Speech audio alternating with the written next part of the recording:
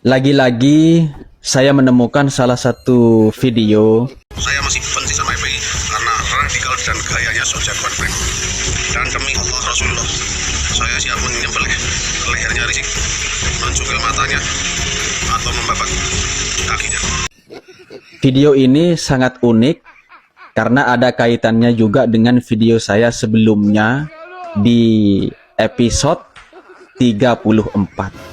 Katanya sih ada dari keturunan si Pitung. Tetapi video sekarang ini salah satu klannya mengatakan keturunan dari Imam Bonjol. Terus yang benar yang mana ini? Kita lihat nih videonya. Mati-matian beliau berjuang buat Indonesia. Siapa di Ponorogo? Backgroundnya ulama, saudara. Latar belakangnya ulama. Berjuang mati-matian untuk kemerdekaan Indonesia. Kemudian siapa lagi yang berjuang buat Indonesia? Dia adalah Imam Bonjol. Siapa Imam Bonjol? Imam Bonjol adalah namanya Asy-Syarif As-Sayyidul Habib Muhammad Syahabuddin. Beliau dari kalangan bin Syahab. Beliau luar biasa. Darah daging Nabi, cucuk keturunan Rasul, berjuang mati-matian buat Indonesia karena cinta terhadap NKRI. Dan ternyata saudara, Habib Rizik memiliki intisab yang tasib ila Imam Bonjol. Ternyata Habib Rizik termasuk keturunan Imam Bonjol, saudara. Dan apa kontribusi Habaib? Kontribusi Habaib banyak, saudara. Habaib yang ada di Jakarta, yang ada di daerah-daerah lainnya, mereka juga berjuang biaqwali wa af'alih, dengan semua diklaim oleh mereka. Ibn Jindar, beliau berjuang mati-matian, keluar masuk penjara, saudara. Al-Habib Saleh bin Jindan, adik dari Bang Habib bin Jindan, mengangkat senjata, keluar masuk hutan, saudara sekalian. Belum lagi daripada para habaib yang lainnya yang berjuang begitu banyak. Dan catat baik-baik, saudara, catat baik-baik, Indonesia benderanya bisa berkibar, itu terlahir dari fatwanya habaib, saudara. Ketika Soekarno memberikan daripada pemberian yang nyata, pembuktian yang nyata, dan juga deklarasi. Nasib Mukibin ini sungguh tragis. Dia menantang sumpah mubahalah dengan Kiai Imaduddin Al-Bantani. Lihatlah betapa sombongnya seorang yang bernama Gus Auzi. Muhaimin mencaci maki Kiai Imaduddin dan mengajaknya perang sumpah. Setelah puas mencaci maki dan membela nasab palsu klan Ba'alwi, dia meninggal dunia. Beginilah kalau Allah sudah menunjukkan kuasanya. Bagaimana menurutmu guys? Apakah Kiai Haji Imaduddin seorang wali Allah yang bisa membuat orang lain kena kuala? Tuliskan komentarmu di bawah ya. Habib keturunan Nabi, gak ada hubungannya dengan akhlaknya Habib itu. Habib maksiat, tapi dia tetap Habib. Habib bodoh, tetap Habib.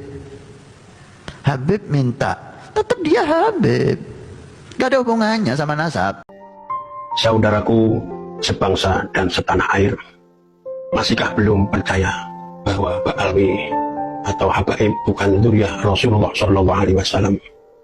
Bagi yang masih percaya bahwa Habaib dzurriyyah Rasulullah SAW, pertanyaannya, bisakah mereka membuat kajian ilmiah yang bisa membuktikan bahwa Habaib dzurriyyah Rasulullah SAW dan bisa mematahkan tesis Kiai Haji Imaduddin Al-Bantani? Masihkah kita menutup mata, menutup telinga, membutakan mata hati sehingga kita tidak bisa melihat, tidak bisa mendengar, tidak cerdas melihat kenyataan yang ada, bahwa bangsa Indonesia dalam cengkeraman dan sudah terhipnotis oleh doktrin-doktrin habaib sehingga tidak bisa menerima kebenaran. Yang ada hanya diam, takut walat, takut tidak mendapatkan syafaat, dan marah-marah apabila ada yang mengatakan bahwa habaib bukan dzurriyyah Rasulullah SAW. Doktrin-doktrin habaib yang digunakan untuk membodohi umat Islam. Pertama, habaib mengaku bahwa mereka keturunan Rasulullah SAW, bahkan yang tidak percaya tidak mendapatkan syafaat Rasulullah SAW. Jawabannya tidak benar. Bahkan sebaliknya, apabila habaib dan para pengikutnya tidak sadar dan tidak tobat, maka merekalah yang tidak akan mendapatkan syafaat Rasulullah SAW. Yang kedua, habaib mengatakan bahwa kualat tidak akan mendapatkan syafaat Rasulullah apabila pribumi tidak mentaati, tidak mencintai, tidak tunduk dan tidak taat sesuai kehendaknya. Jawabannya, doktrin semacam itu digunakan untuk memeras umat Islam bangsa kita. Yang ketiga, habaib majikan pribumi. Artinya pribumi menjadi budak daripada habaib, sehingga muncul hukum atau kesimpulan bahwa habaib bebas menikahi wanita-wanita pribumi, dan sebaliknya habibah tidak boleh nikah dengan pribumi. Jawabannya, doktrin semacam ini seperti halnya orang-orang Belanda. Yang keempat, yang tidak percaya dengan habaib dihukumi kafir. Jawabannya, fatwa semacam ini sesat dan menyesatkan. Kelima, mengatakan bahwa Pulau Jawa Indonesia adalah pintu tarim. Pulau Jawa Indonesia milik Aulia Tarim. Jawabannya, ini bukti bahwa habaib penjajah mengakui bahwa Indonesia kepunyaan Aulia Tarim atau orang Yaman. Sekarang sudah jelas apa belum bahwa kaum Ba'alawi atau habaib tujuan utamanya merebut negara kita Indonesia yang kita cintai. Juga dengan perbuatan liciknya mereka merubah makam, membuat makam palsu, merubah sejarah bangsa Indonesia, bahkan merubah sejarah NU dan Thariqah.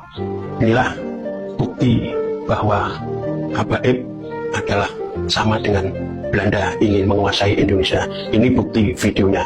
Pulau Jawa Indonesia ini dikatakan pintu tarim, ini punyanya Aulia Tarim. Kita pernah dengar dari para salihin bahwa Indonesia ini milik Aulia Tarim. Presiden goblok, udah menteri agamanya sudah sesat, Sekarang terserah panjenengan semuanya. Pertama, relakah negara Indonesia hasil perjuangan leluhur kita diakui oleh habaib atau klan Ba'alawi? Yang kedua, relakah presiden dan menteri agama dikatakan bodoh dan sesat? Alhamdulillah, presiden Indonesia masih orang pribumi. Walaupun memastikan beliau itu belum tentu karena mubahalah ya, tapi yang jelas faktanya adalah seminggu sebelumnya beliau bermubahalah dengan seorang Gus Muda itu. Nah, sekarang ini kalau mubahalah dilakukan karena perkara nasab, kembali ke etimologinya. Nasab itu apa? Nasab itu keturunan biologis. Jadi penyelesaiannya harus dengan ilmu yang sesuai. Bedon mubahalah yang hampir terjadi zaman Nabi pakai ilmu apa? Zaman sekarang kalau perselisihannya di bidang hukum ya dengan ilmu hukum. Perselisihannya di bidang ekonomi kan juga ada hukum perdata. Kalau presiden nasab ini kan hukumnya hukum biologis, ya selesaikan dengan hukum biologis. Jadi sekarang ini kalau nantang mubahalah karena perselisihan nasab, sementara datanya sudah dibuka Allah gitu ya, itu bukan nantang sesama manusia untuk bermubahalah, itu nantang Allah untuk bermubahalah, nantang yang bikin kehidupan. Ya bayangin aja, Hablul Grup Nabi Muhammad, Imam Ali, Sayyid Abbas, terus Abi Talib dan semua keturunan di bawah mereka itu sudah diumumkan JL 859.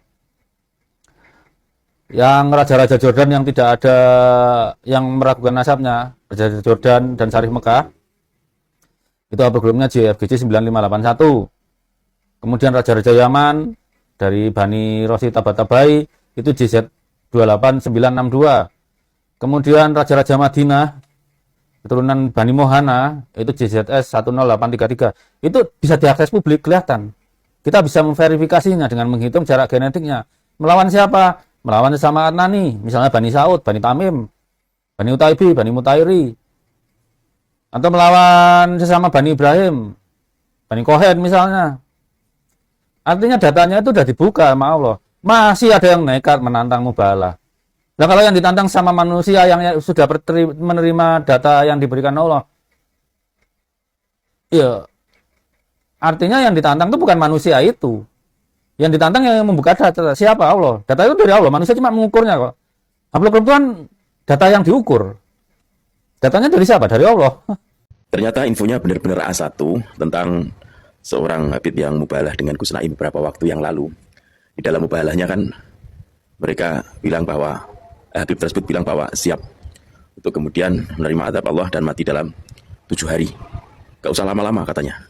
Dan ternyata menurut informasi yang saya dapatkan, dan itu A1, bahwa Habib tersebut ternyata meninggoy beneran. Dan dari sinilah maka bisa petik suatu pelajaran bahwa ya sudah, kalau ada Habib yang ngajak mubahalah, yang berani mubahalah karena keyakinan dia sebagai seorang dzurriyyah Nabi, mereka meyakini itu semuanya meskipun data-data dan bukti-bukti tidak ada, mereka ngotot bahwa mereka dzurriyyah Nabi, mubahalahnya jangan hanya dilawan. Itu tadi, seorang Habib harus berani untuk mengatakan bahwa apabila saya bersalah, apabila Pak Alawi bukan dzurriyyah Nabi, apabila saya, dalam kata Habib ya, bukan dzurriyyah Nabi, maka saya siap mati dalam 7 hari. Itu kan enak loh. Atau 40 hari itu, semacam yang dilaksanakan oleh Gus Naim kemarin, dan akhirnya Habibnya tumbang beneran. Nah gini, karena kejadian tersebut, maka Habib-Habib ini banyak takut untuk mubahalah dengan alasan ini dan itu, dan ini terjadi pada salah satu orang yang konon mengakunya Habib sih, ya. Nah, saya nggak tahu itu apakah itu Habib, apakah itu Sukibin, yang nyata dia tidak berani untuk mubahalah. Untuk menampakkan wajahnya aja mereka tidak berani.